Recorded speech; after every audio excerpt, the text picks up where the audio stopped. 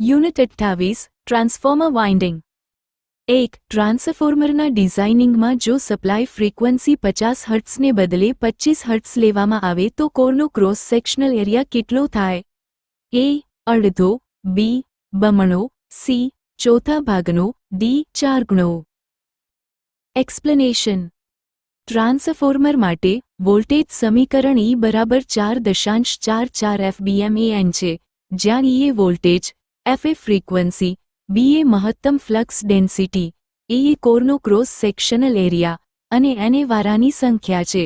જો વોલ્ટેજ, મહત્તમ flux density અને વારાની સંખ્યા સમાન રાખવામાં આવે તો E બરાબર F A અથવા A બરાબર 1 F થાય.